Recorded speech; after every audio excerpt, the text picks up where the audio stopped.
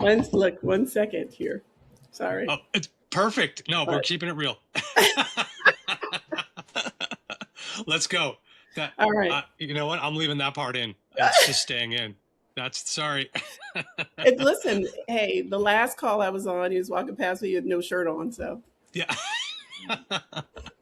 It's all good. yes, Um, yes. I am so excited for this Mhm. chat because, I mean, as I started the year. I went back through the list of all the people I've had conversations with. You came to mind. We talked about it because it was a pivotal conversation that stuck with me. So now I get to ask it again. 2020 to 2026, it all comes full circle. It is Hmm. about reflecting on growth. And I remember when we sat down for our first conversation, you were in, I think it was like the early chapters of quarantine, and it was sort of reshaping your family. I remember this call. Oh Your yes. It was way back in the day. Hmm. Your kids, I think, were kind of figuring out who they were, and Evók was still becoming what it was meant to be. Hmm. Hmm. If that version of you could hear this episode, Okay. what would genuinely surprise her? And is there anything she was carrying back then that you've finally been able to put down? Oh yeah. Oh yeah. So I think what would surprise her is the release of Evoke trying to hold everything. Evoke was Mm, trying to hold like whatever it was meant to be. I love the way you said that. What Evoke is meant to be, what I wanted and wanted to redeem from a career perspective and professional proving. It was trying to hold my personal, brand and my personal message and mission. And now today, Evoke is what it's meant to be. It is a center of excellence. It is an education and training company for coaches and leaders. It is focused on the intelligence and the framework and the genius of those gems that we're able to create and make practical, mm, and getting those out into as many hands as possible to take that out into the world.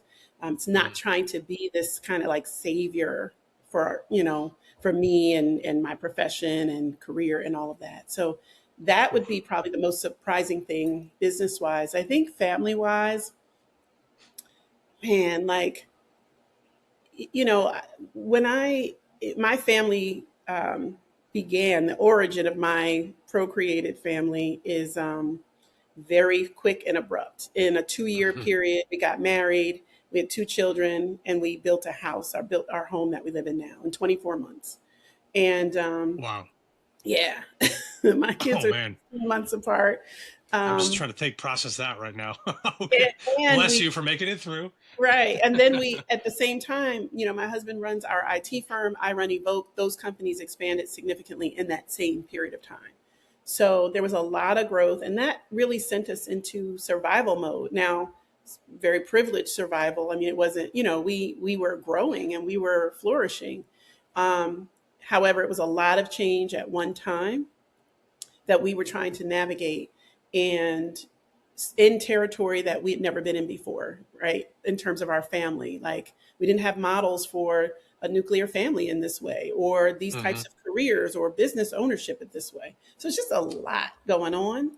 Yep. And who we are today as a family, just the growth that we've gone to and forming our relationships, even just amongst each other, the four of us, and where we are with knowing what's most important, and being, I mean, we are team Rhodes, like really, really, like we're a team. Mm. So I think those would be the things that are surprising because they felt really different back then. Oh man, you said a mouthful because honestly, what you just said right there about not having the model, Hmm. right? Because we can't look to the elders in this respect because if they couldn't provide that model for us just based on lifestyle, right? Or Yeah. choices, Right. things Right. things were different back then when they are now. Yeah. Um, what comes to mind for me is how did you become Team Rhodes? Because I think Yeah. about the work I do and my son's future, and there's a certain level of integration and inspiration that comes with the thought processing. meaning Mm-hmm. I feel like I'm nurturing certain skill sets or qualities in a network or capacity to help him thrive. And I share knowledge and try to pass it down. Yeah. I'm really fascinated to know, with you and your family dynamic, what did it take to become Team Rhodes? I'm asking for selfish reasons. No, that's good. And I'm thinking about my answer because, I'll tell you if I sum it up in one thing, and it is the thing that is the thread through all the expansion in my life, which is identity ownership. It's a principle we call 100% zero, which basically is saying that I am responsible and I am actively creating my experience of my life and my Mm, family. mm, And so, whatever the experience is, I can shift it if I'm just willing to shift me. So every interaction, we've had all the things with family, that families have. We have yeah. teenage kids teenaging, we had tweens, and even elementary school, and long commute with switching schools because of even just like my son being a black boy in a public school system, Yeah. having to figure out how to get him into a school system that was not trying to send him, Hmm. into a track that Yep. was completely inappropriate. So, just all the things that families go through, and just being a mother and kind of mothering by default, just kind of who I know I didn't want to be as a mother because Ooh. of whatever my experiences were. And so there's all this stuff happening. And the thing that made the difference for me was in every situation, just checking myself, asking myself the question, who am I being such that this is the experience I'm having of my life right now? That is my core centering question. Like, who am I being such that this is the experience of my life and my family or my work or my business that I'm having? And I remember uncovering that I was being the liability, that I was Oh. Ooh. carrying, right? Like I was carrying, I had, when I left my corporate job and I went full time into entrepreneurship, there's a dip in income, there's a Yep. different way I'm showing up. And my husband, being an entrepreneur, takes significant risk in building his business. And I had the stable job, and now I didn't have that stable job anymore. And so I just didn't want to be a liability. Like that was kind of the default way I was engaging. And Mm, that had me accept certain things or allow certain things or approach, conversations very timidly or with guilt. And when I mm. realized that, because I'm asking myself the question, like, who am I being? And it came to me like, you're acting like you're a liability to your family when you're really an asset. You're a central Oh. asset. And so if I'm a central asset, then how do I show up then? And as soon as I start showing up aligned with that, everything shifts. So it's just cycles of that kind of rigorous identity, responsibility, and ownership that slowly shifted. And then my family, they shift, and then we come together with a totally different dynamic, with each other. Yeah. Oh God, that's so beautiful what you shared. Because look, I'll keep it real with you. Like, I understand that on a cellular level, both from my Hmm. experience, but right now with what my wife is going through at Warner Brothers and the big merger takeover with Paramount. Hmm. And really excited to ask you this question because it's real and relevant and very raw. Um, thinking about a 22, 23, and 24-year career, right? She's had it, this Yeah. space. This is her entire identity. Hmm. And I don't know what it was. It was somewhere between getting the news of the disruption at the studio, all this big change. I saw this clip.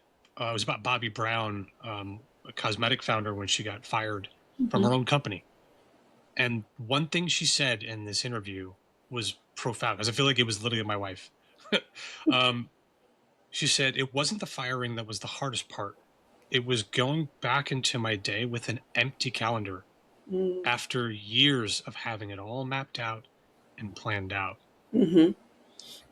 My question for you is, what is it about that intersection that you feel is both the most terrifying and rewarding in tandem? And how do you navigate that headspace? Because you're in the midst of a storm and there's all these real Hmm. life questions that are popping up.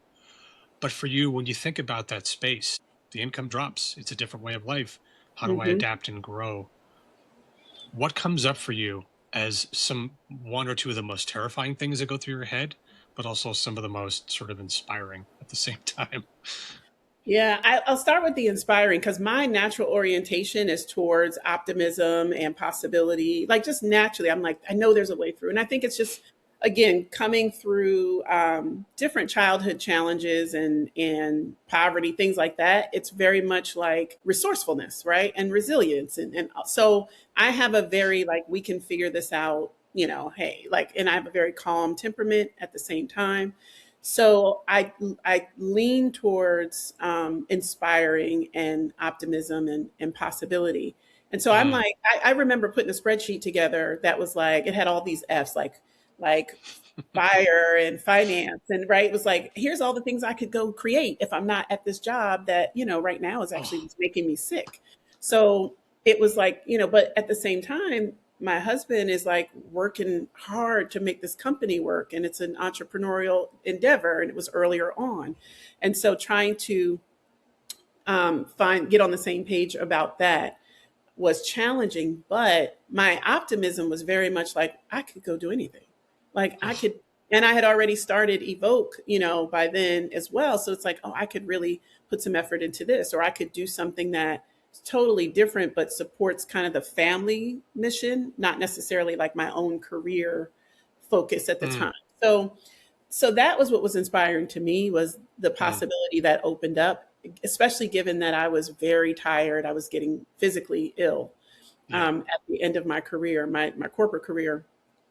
The fear was I'm going to say this is something that I hear from a lot of women that Hmm. I'm just in network with and my team and coaching. And I don't know if it was my fear. Um, but it has been something that lulls in the background. It's avoiding the fear is a fear of disappointment, fear of being a Mm, disappointment, of disappointing people in terms of who they think you are, like being not no longer being who yep. people see you as, people thought you Hmm. were.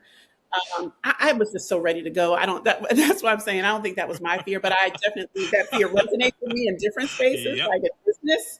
But at Uh-huh. that point it didn't. But that is something that I see is like I hear people say, like, I don't want to disappoint, somebody in my family, or in my family I represent this, or, this is Yes. my role, this is what my role has been. And if I'm no longer that, then, who am I? And if I change my identity, then do I have to like burn everything up? Does everything just go away all of a sudden? So that becomes the real fear, at least that I hear, and that I can relate to in other areas for sure.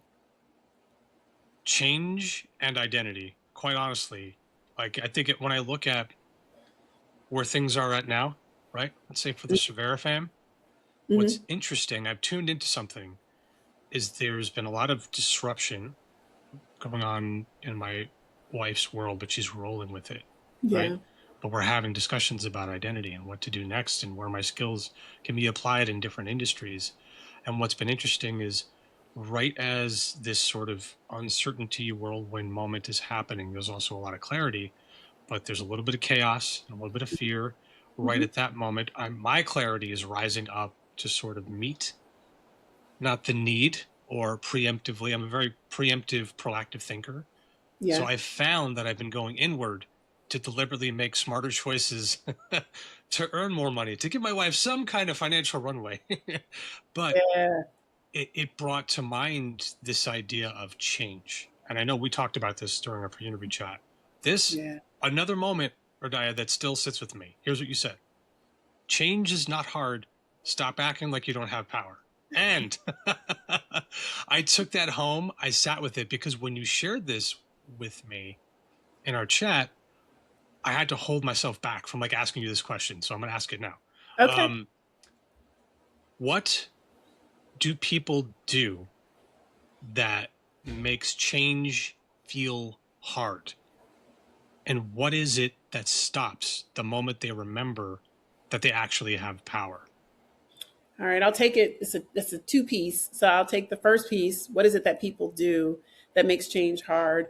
The first thing people do is avoid it, right? Like I've heard the saying something like, and when you avoid a problem, is it's just a delayed and multiplied problem at Mm-hmm. the end of the day, right? It gets Yep. delayed and it gets multiplied. So the first thing we're doing is we're avoiding change like the plague. And that's, Mm-hmm. why identity ownership is my thing, because that's a proactive, like you talk about being a proactive thinker, that is a proactive, and we make it a game and a fun way to deliberately and consciously change so that it's not the brick hitting you in the head change, right? Change is going to be hard. If you wait till the last minute, avoid it all the way, now things are multiplied and compounded, and there's more attachment. Like it is just painful when you avoid it. Gosh. So I think the first thing that we do is we avoid it instead of just owning Yeah. that it is the truth of life, and then determining, well, what change do we want? Like every Mm-hmm. day it's available to you to change whatever there is. Something's not working for you, change it. Yeah. But we really do, we're creatures of habit in a lot of ways, creatures of routine. There are these the dilemma of being human has Mm-hmm. some polarizing experiences, right? Like we like certainty, but we need some variety, like those kind of things. So it's Yeah. avoiding it. Then it's assuming in that avoidance that it's got to be catastrophic, that things, I've got to quit my job, leave my marriage, drop the kids off somewhere forever. It's Yep. catastrophizing it, Yep. um, and then overthinking it. There's so many things that we do around change that make it hard. We bring struggle and make it sacrificial and painful, and attachment and suffering to it. God. What is with your work? Are you finding there's a common sentence that people say right before they give their power away? Is there like a narrative that's come up for you? There's a bunch. There's a bunch.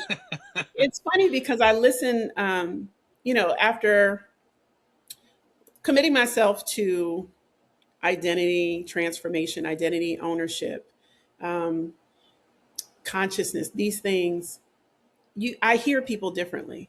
When people talk, Yep. I Yep. hear things, I hear them, right? And they don't hear themselves. We don't listen to ourselves and what we say. And So true. so, um, what I hear in the background is like, I'm not doing this. Like, it's true. It's the truth. The truth is, I don't want to. I don't think Yep. I can. It's all of that narrative that's in the background, Yep. nicely cloaked and being articulated and educated. And, it's funny. I met a woman one time, and in the group, I coach. I don't necessarily consider myself a coach in that way. I consider myself an innovator, an investor, like different things. But I do Yep. coach, and I was introduced as a coach in a group. And so sometimes that puts people in a certain position of like, oh, okay, she's going to coach me now. Yes. So, 100%. Yep. so somebody started talking to me at the table, and they were like, I know there's things I need to do, and it's just crazy. I just won't do them. I know I need to do these things. And, I don't know. I'm having a hard time. I just won't do it. Isn't that crazy? And I said, no, that's not crazy at all, actually.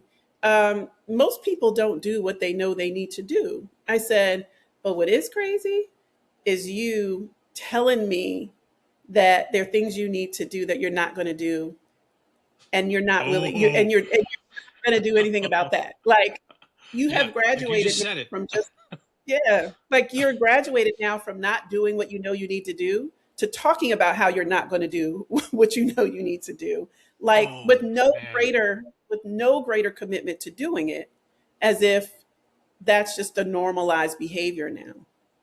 And Wow. that is the thing, that is like the power is gone because we keep normalizing not taking ownership and responsibility, and connecting the dots between who we are and what we have in life and how we experience life and what impact we're having in our lives. We keep like disconnecting Yes. who we are, how we show up, what we think, what we say, like the everyday practical way that we operate. We keep disconnecting that from our life experience. Like it's not, those two things aren't an exact match. And now we're getting good at articulating it and analyzing it and diagnosing it in ways that just allow us to keep it over there and not ever pick it up and start actually integrating and taking responsibility for it. That is, I mean, I couldn't have said that better because here's the thing, right? There's almost a comfort that comes with over analysis, Hmm. meaning if I think about it, it's not a problem because it's on my mind. Yeah, But yeah, unless we start changing the narrative, our life doesn't change, right. right? You said something that, I mean, this is another beautiful bomb. Um, I haven't been able to shake this one because I deeply related to it in terms of technology and AI. And this, I think, Uh-huh. this is it. You said every time you try to describe your work to AI, your honest response is, "Nope, that's not it." And I get that because I've done it. I'm like, no, you're not hearing me. Yeah, LLMs, like, hear me. yeah. In a world where AI can now coach, advise, and even replicate empathy, let's say, Hmm. what is the one thing that you are absolutely certain a machine can never do in identity work? It lies to me in context, right? Hmm. AI requires context to provide some sort of output, and our prompts are context.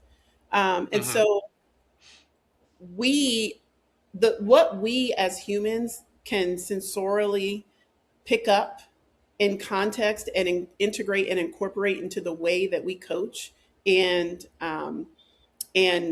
engage with the world around us. That is what I believe AI can't do. We're giving it context. Now it is getting tremendous context from all of the users of it that keep putting it in.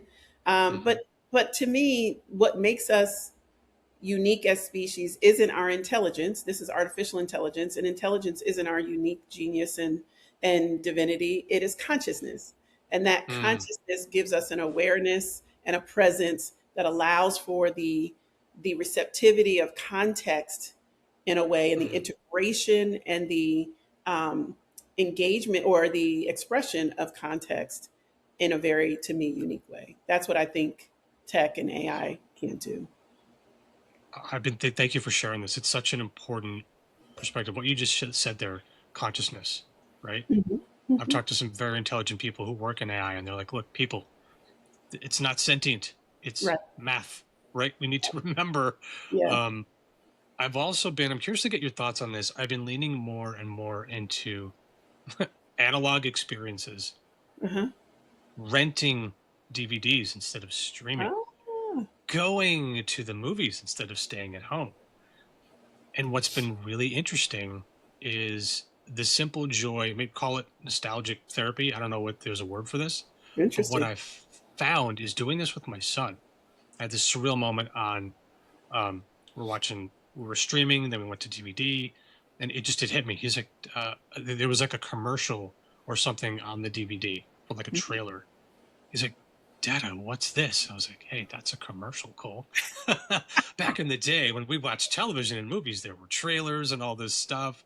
But it brought me to this full circle moment where I was like, I feel like growing up at the edge of Gen X sort of gap generation, having that upbringing where I didn't grow up with a phone until I got to Mhm. college, really. Right, right. Um, I look at the kind of world my son's going to be growing up in, and I'm curious for you, now together as a family who are fully aware and using all this technology, are there conversations you have around the dinner table about this stuff? Like, how do you keep your kids grounded in this space? And what's Yeah. the glue that keeps, Team Rhodes connected and aligned? Yeah, a big part of it is sports, quite frankly, like literally, Mm, right? Like my children are athletes. My husband and I are very active. We're coaches, whether that's mental performance and, identity, as well as physical and athletic and sports coaching. So sports has been a place. I was just having this conversation with someone how you win or lose on the field, and we are not participation trophy parents at all. And but yes, that's the so good. ability to experience the whole of life in that paradigm or that microcosm of sport has afforded us, I think that has just been in this world, the digital world, a saving grace because we spend a lot of time outside. We spend a lot of time at fields and tracks and all that. And so we're together, we're using our hands and our feet, and like it's just very analog. And um, that's been, I think, the biggest centering for us, as well as Mm, grounding for the life lessons and the character and that we and what we value as a family. it's so great. Honestly, we do family workouts on Saturday. That is the Yeah, extent of our activity. I'm that's trying. I'm trying so hard with I to get our son. He's still a little young, but like he's expressed interest in baseball. okay. And what's interesting is we've had moments where he's flat out told us he's done soccer on the weekends. He's like, I don't like that. I don't like it. Just don't like it. And we're trying not to let him quit stuff Yeah. and trying to push him and encourage him kind of beyond that threshold of like, all right, you need to give this a fair try. Yep. Like really go after it. Um, I don't know where I was going with that. I think, but walking the balance too of disconnecting from technology, eating dinner, going out to just do a walk around the block has been Hmm. so connecting for us. Yeah. Um, I was thinking about Well, this I think recently. it's really Yeah, simple. It yeah, can be. It can be very, very simple because you just need you and them and presence. Like at the end of the day, yes. you can put that around anything, right? Like you said, a walk or a workout or a book or sitting on the porch, whatever. How do you personally navigate the external stresses Mhm. of life? Whether it's all the things that are out of our control, things you may be worried about in terms of your kids. Yeah. Is there any practice or something that you do to help stay grounded amongst all that? Yeah. So I love my saying is always, it's not a secret, it's a system, right? It's a system, it's Mm, a structure. It's not a mm, secret, it's not a tip. And for whatever reason, as human beings, we forget that life is like a team sport, right? I mean, and for a lot of reasons, not whatever reason. We know we live in a very individualistic driven society and systems and structures. And so we buy into that and we have to unlearn that at different levels. But it's a structure. So what I know for sure always is like this is who I am. I'm life-changing love. What that means is that I am deeply cared for and I'm mm, covered in my life and I have a passion for bringing identity transformation and well-being. And I'm a passionate partner to my husband. I'm a nurturing mother to my children. I work out, regularly and I take care of myself, mind, body, and spirit. Like I know who I am. I know what that means. And so then all that's left is then how do I live as that? And so I create a structure around that that says, well, this is how I think. This is what I believe. This is what I do and don't do when it comes to my health. This is what I do and don't do in terms of relationships and work. I get that specific about blueprinting me. And then oh, I just live that regularly. And that includes who are the people in my life that support me, that collaborate with me, that hold me accountable or accountable with me. Um, mm, that champion me. And what I'm actually going through with you is the structure of our programs and products around identity. Like it's very natural and very simple, but it is things that I think we overlook and mm-hmm, we maybe discount the power that's just mm, in knowing if you know who you are and you know what you're up to and you know what game you're playing, right? You have your own mm-hmm, game inside that, then you have power, but we don't mm. often take the time and to get the clarity around that. And because then you don't have to be accountable. If you're not clear, Yeah. you don't have to be accountable, right? But but it's a system. It's a system, and it changes as the seasons change, as life circumstances change. My system is different. So maybe I'm working out in the morning. Perimenopause comes, and I used to work out this way. Now I work out a different way. Mm-hmm. So it's knowing what those things are in the structure. Essentially, it's Yeah. going to be some sort of movement, some way that I eat, some way that I communicate, the way I manage my schedule. That is huge to me. If you show me your Oh, schedule, if you show me your bank statement and you show me your journal, I will yep. tell you who you are, right? So Yes. so the calendar, huge tool. If I'm not feeling um, peaceful, if I'm not feeling creative, if I'm not feeling relaxed, then I'm the first thing I'm gonna do is get with my admin and say, hey Mo, let's look at the calendar. What's happening here? Let's make some changes. We're going to have to call and reschedule or cancel. Huge tool and lever for that. That again, another thing you said it's stuck with me for years Hmm. was if I say I'm owning my truth, well, can I prove it in a court of law? That's Right? right. Looked at my schedule, looked at my money. Would those Yeah, things align? that's And right. since that day, you don't know this, but I have been tracking my time like fanatically, like geeking out, like going deep on the Toggle app or whatever. It's like the free app, just tracking my time. And it was like I did the first year, and it gives you this report of where your time goes. And I was Yeah, like, why is 60% of my time going towards a thing that isn't making me money right. and taking up 90% of my stress? And I was like, wow. Yeah, So it's, I that's mean, that's a wild. whole, That's huge. right?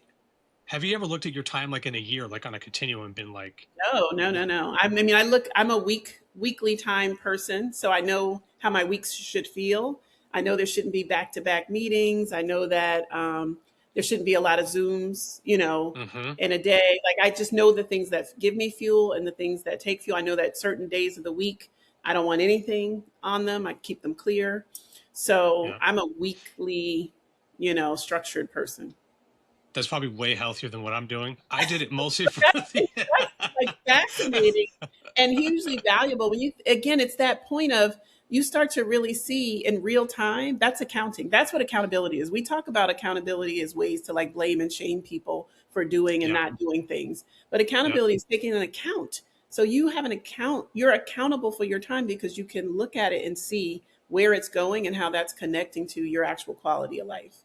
And yep, that what matters. Like, because we create and we experience things in hmm, time and space. So yes. wherever that's going is giving you a big part of your life quality. Honestly, it really is, and I think there was moments too where I started tuning into that at a different level, where I was like, now if I have a doctor's appointment, I have a day during the week where I do doctor wellness things, Hmm. and other days that are creative, intuitive, That's connection, right. like Tuesdays and Thursdays, like what I'm doing right now. Yep. Um, That's it. you told me, I'm excited. Can you tell? You told me the response you want people to have after engaging with your work is I create my own reality. I am the source. I powerfully author my life. Hmm. That conversation actually got me thinking a lot, quite honestly, about like the real journey of personal transformation. Yeah. And just because we pay for it, it's not a guarantee that we're going to stick to it. Yeah. So, what do you think is the real reason that transformation doesn't stick for some people? And what are you willing to say out loud about that maybe most coaches won't? Hmm. I mean, it's funny. So what I'm willing to say out loud is stop acting like you don't have power. Like, just stop. Stop. And a lot of even feelings for me come up with that because I know that a lot of that is an awareness. Some of it's circumstantial, but a big part of it is awareness and consciousness. And I'm aware of the societal um, constructs that make that challenging. I had a great conversation with my husband and my business partner this weekend just about that. My husband kept saying, um, success. We were talking about his mindset and what he really meant by it as we got to was just, factoring in and being aware of all the people that have supported you and made a way and opened a door for you and, Mm, knowing yourself. And so that's what he was meaning by mindset. But the way it was sounding was kind of like, pick yourself up by your bootstraps and just make it happen. Whereas my business partner was very much on the side of understanding the social constructs, societal constructs that and yeah. systems that limit that. And where we got to together is that it is both. The truth is, as human beings, we absolutely do have power in any moment to create a reality and experience it. That is just true. Mm, However, our ability to do that is capped by our consciousness and our awareness, which is a thing of access and exposure that is mm. affected by societal constructs and systems. So that's why the work I do is really important and I'm committed and passionate about it because we have to start exposing and giving people access to this awareness of truth, that you can create your reality in the moment. But we also have to help them understand how that happens. And today, it's been either overly hacked and overly tactical, or overly Mm-hmm. mystified and overly wooed. And it's not. The ability Mm. and the power that we have access to is the most real and practical thing in the world. We can't see the wind, but we fly in airplanes.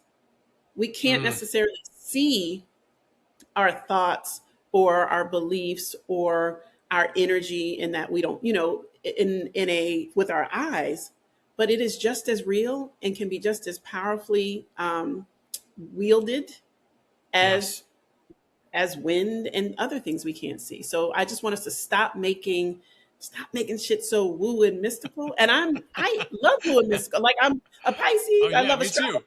too. There's nothing wrong with it at all. And then stop making everything a hack and a short, tip or something to that effect. There's a real way to live and naturally connect to who we are as human beings, the power we have, and practically in real time practice and take and harness that power. Oh God, it's you have a moment um when you hear something and it resonates on a soul level Yeah. at the right time in your life, and you're like, okay, I'm fully receiving everything you're saying.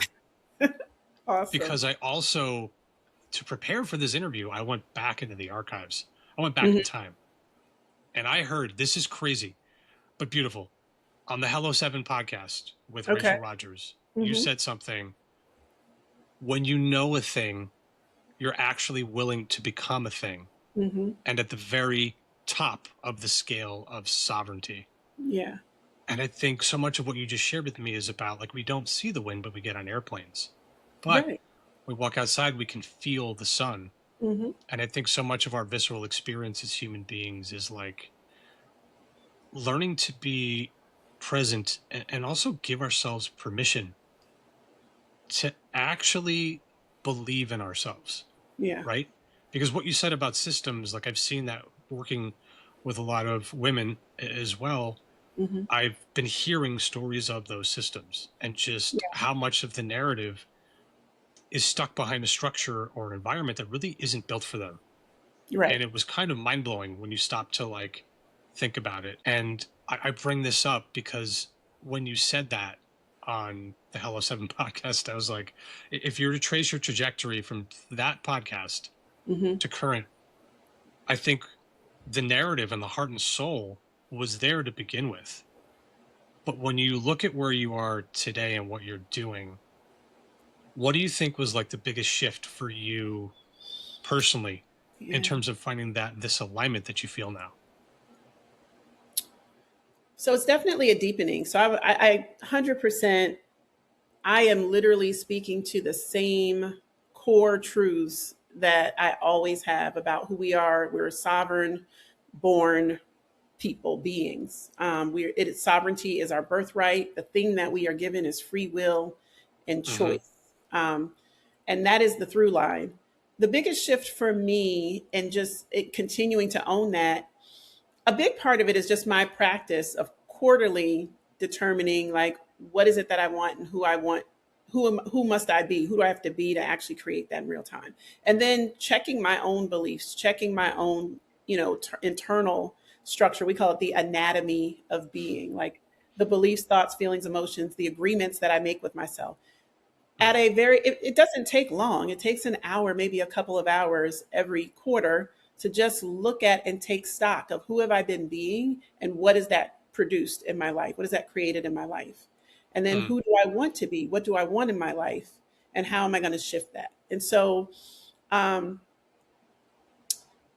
there's just been a progression of shedding those identities that I was unaware of.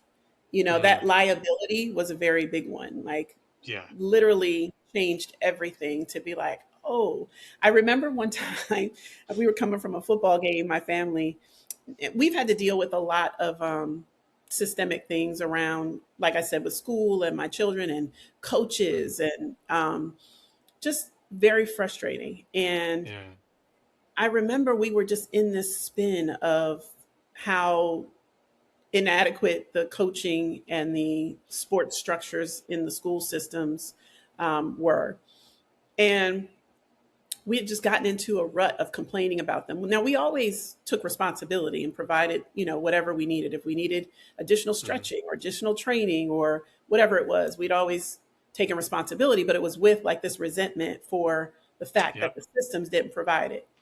And so Mm-hmm. we were complaining about it and talk, and it just started to wear on me. And I remember going, we're a bunch of winners acting like losers, Ooh. right? Like, and I was able to name it. Like, what is happening in my family that has got us in a spin like this? And it's the kids are getting frustrated because they're tired of hearing about their coaches when they got to go be with their coaches every day. Yeah.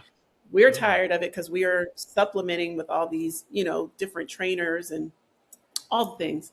And it hit, and I was just like, yo, we're a bunch of winners acting like losers. And I just stopped complaining from that moment on. And then eventually we all stopped complaining because there just wasn't space for it. And then that changed our whole experience, and our energy was able to be funneled into more productive things around performance and improving performance and things like that. And my family, my children have had amazing results: state championship, first team, all state, all Oh, conference, no all way. these things. Yeah. So it's like, it's just this radical commitment to shedding identities that don't produce and create the kind of life quality I want. I always tell people I don't play about my life quality. I don't play about the quality of my life. As you And shouldn't. right, You know? all as far as I know, I just know this one I have, and I'd also said one thing I want people to say when they, engage with my work is that I'm in awe of my life. I'm just in awe of my life.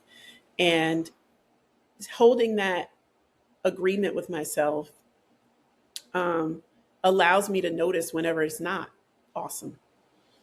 And Mm. then when it's not, and I feel that, which is natural, that's human, then I can just take responsibility for that, take a look at it, see what it's telling me, and, make a choice there. That is the thing for me. I've just become more and more committed, deeper, devoted. I would say that Mm. would be the word I would say, is that from then to now, I have become devoted to my quality of life and my own power in creating that quality of life through my identity. Oh, I what you said struck a chord for a lot of reasons, right? Because I'm 45 and my wife's she's always perpetually younger than me. We're not gonna talk about that. Um, Right. like, where are you going with Don't this cat? My wife is amazing. I'm right. not gonna say that on the air right now. But we sorry, we're having these chats about what's important to us, right? And what's really interesting is we sort of had this collective realization where it's like we got it pretty good, Hmm. like we have a Sure. healthy son, we're doing work that we both love, and I realize at the end of the day, whatever is pulling me out of this present moment doesn't deserve my attention unless it's an emergency. But something that I tuned into, and hearing you share this with me, was just how often for years and years and years the presence and also the promises I would make to myself Hmm. were often the very first things that I would end up sacrificing unconsciously. Like Yep. the important thing that I needed to do that I wrote down got put aside. The time I wanted to spend with my son took a back seat to a project I needed to finish. And I was like, wait a minute. This is, I'm learning something by going through this journey. I don't know what it is, but it Hmm. reminds me a lot to reset, to be present, and think about my son, his life, and what sort of lessons that I would want him to learn from my experience. And in being really honest with him about, hey, I had a rough day today. I Yep. struggled. Here's why. Something I started doing with him at the end of every night is I'm trying this for the next 7 days.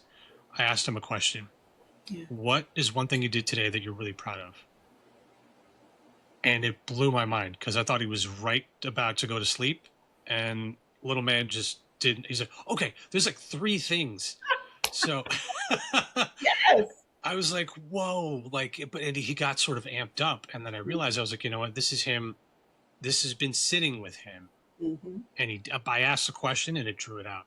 The Yeah. stuff that he shared was so amazing. They got to see a little duck guided down a path during the camping trip, and then he was nice to a friend. He worked really hard on a drawing, and I realized something. I'm like, this is life right now. This is what's Yes. happening. It's a lesson that he learned from me, so I'll take it. Yeah. But for you, if you could create an alternative educational experience and teach the top three most important life lessons that we don't learn in school, what would they be? Oh, that's a good one. That's a good one. Well, first of all, that question to your son is brilliant. And ask an adult that and they'll take them an hour to figure it out or be comfortable with saying it. And so ask a Right? child that, and right, and just like, oh my gosh, and they're the simplest, most profound and important things. Like I was Yeah. kind, or I worked hard on something that I cared about, or right. Okay, so school curriculum. So I mean, it definitely would be around what you uncovered with your son, right? The things that make simple, like what would make simple truths of our humanity the most important things. I watched Mm. that pole to pole with Will Smith, Oh yeah. where How he was it? went to. Oh, it was fantastic. I think it's about 6 or 7 episodes where he went to these extreme places on Earth and just engaged with the people that live there, the inhabitants, or people that work there because he was in Antarctica in one of the episodes. But what I loved about it was it reminds us of how simple I think life is meant to be, and where it really resides is in, I think, your own knowing of your own humanity. So teaching Mm. something, so people, there's no operating manual to being a human. Like, what does it No. mean to have a brain, not be a brain, and be identified with your brain and rated by your brain for years and years and years as the way to identify and achieve Yep. class in the country, right, in this world. So it would have something to do with just basic truths of our humanity and what really matters there, and things that are about how do you be sovereign and self-sufficient. How do you Mm. be sovereign and self-sufficient for community, with community and connection, and all of us coming together? So how do you know yourself as part of the whole, Yes. um, and not just this individualistic identity of separation that you've got to strive to prove all the time? So that would be Mm. a big part of it. um, Economy, I'm going to say it that way, economics or economy, and bringing value. How do Yep. you, like, whatever that looks like? And what I'm thinking through as I'm sharing, as I'm communicating is, it's easy to say real world things that people need given the current state of Yep. operating, right? And so it's like finance and all these words. But Hmm. what I really would want behind that is for us to understand, like, behind finance and business or what have you is economics and value creation, Oof. and not just in an exploitative way, not in an exploitative way, but in a constructive, right, a community and constructive way. How do we appreciate and bring and add value? How do we understand how we work as humans so that we can have some governance over ourselves and some responsibility over ourselves, understanding that there's a default survival mode that may not be appropriate for living an expansive life and living a life that has a positive impact on each other in the world. So Shoot. those would be things for sure. And then, of course, something around, keeping in things around health Yeah. and movement and nutrition and things like that. So I'd say those. Those are so good. I mean, honestly, I was chatting with. I've been listening to all the episodes, going back to listen to ours, and I was like, you know what? These are things that we need to learn in school, and I Mm, don't think there's a school on the planet that does teach them because it's what you just said. Hit the heart of it, right? There is no operating manual for being a human, and yet we're the mm-mm. most complex beings or systems on planet Yeah, Earth, the sentient beings that inhabit this planet. that's These it. are so good. Couple more rapid fire for Okay. you. If today was the end, Ooh. in this moment, what would be your biggest regret?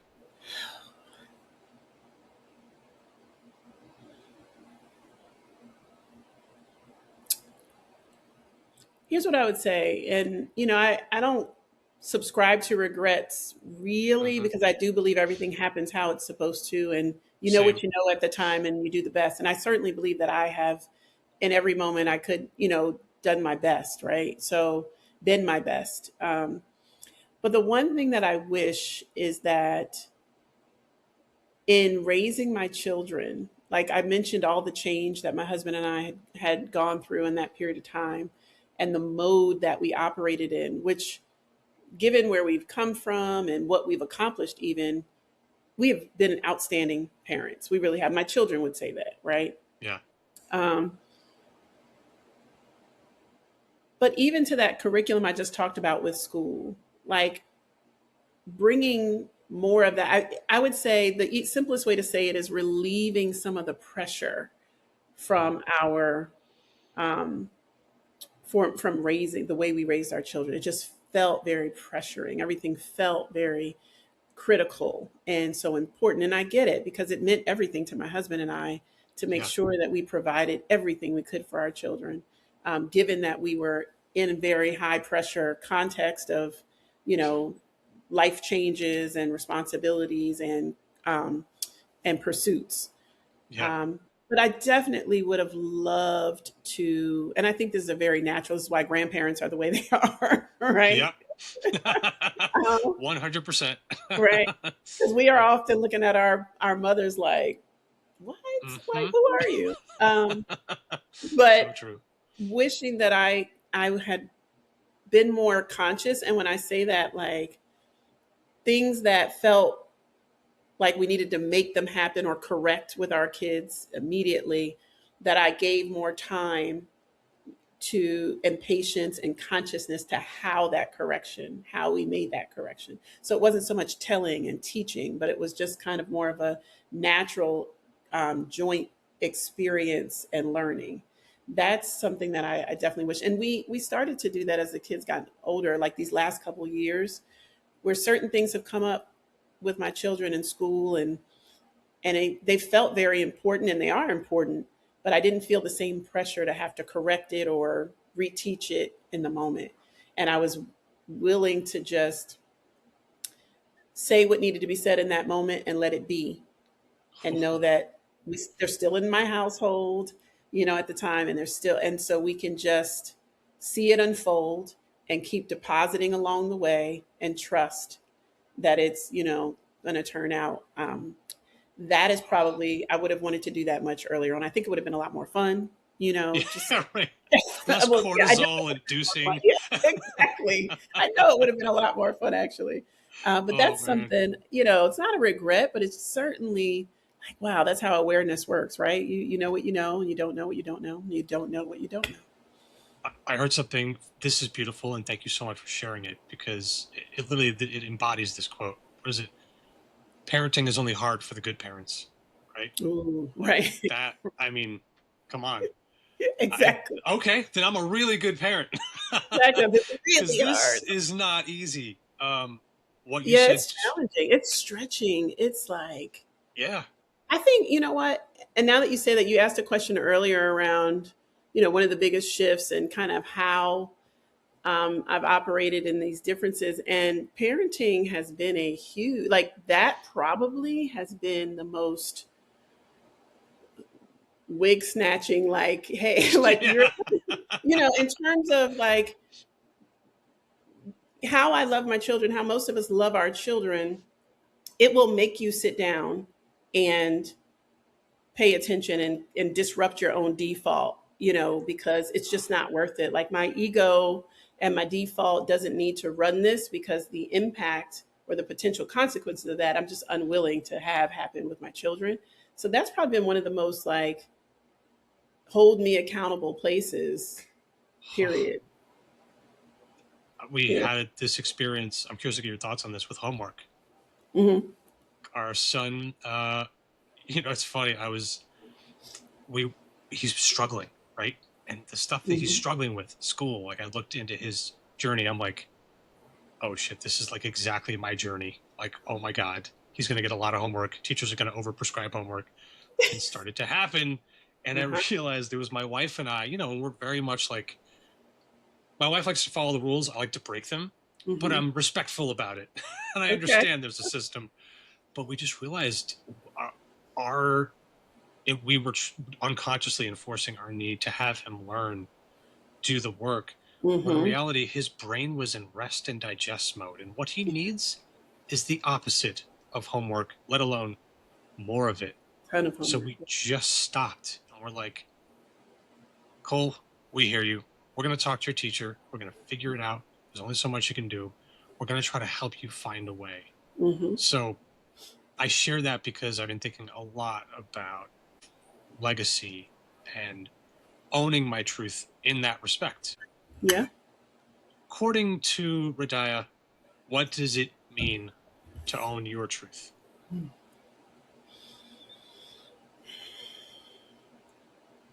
It's a great question.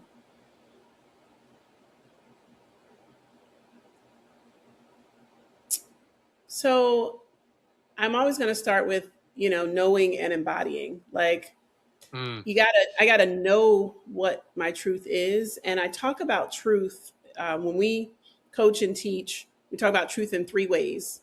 We talk about truth in the spirit as resonance, and usually the hmm. deepest, strongest truth, the truest truths. We talk about truth in science as evidence. I've observed it, I've tracked it, I have data to say so. We talk about truth and reality as agreement, like what people agree to. We agreed that the earth was flat and we operated that way, which is often the weakest form of truth is agreement. It's like Yeah. groupthink, right? Oh my God. Right. Yep. But that's the I'm sorry. truth that Keep we going. all. I'm just, yep. Sorry. So Yeah. So for me, owning my truth starts with that resonance. It starts with knowing myself and paying attention and being responsible enough for myself, meaning my mind, my body, my spirit, my energy, paying attention, being conscious and aware of myself in a way that allows me to then know when something resonates. And then to Mm, trust that resonance and practice trusting that resonance by acting on it and then seeing the outcomes and getting so in tune with that. So a big part of it is just knowing what's true to me through resonance and then committing and devoting myself to that and paying attention to the outcomes and becoming responsible for that, accounting for that.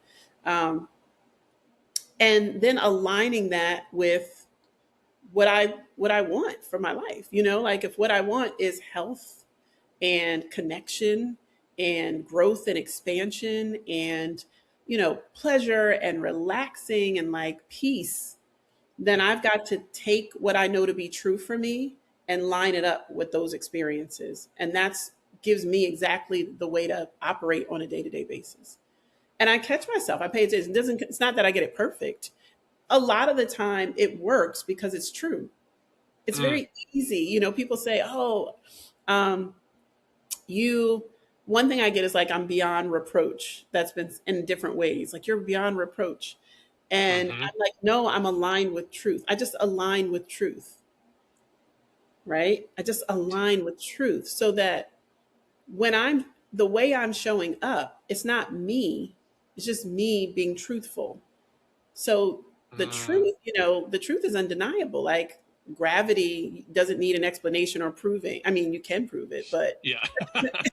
it's up to you how Very, you very want to good do that, point. right? Yeah. So when I just practice seeing what the simple truths of life are. Like if you're kind to someone, you Hmm. will typically get kindness back. Like just think of any little thing that's a simple way you can operate in a day that's just true Yeah. and trust that enough to practice it and operate by it. Because most of what we're doing is denying truth because we're Yeah. afraid that maybe somebody won't be kind back. So we resist it or we deny it and we behave in other ways. That's a process of just owning what's true, is telling the truth, understanding what resonates with me as true, devoting myself and embodying and practicing that, and aligning that with what I truly want. That's a true life to me.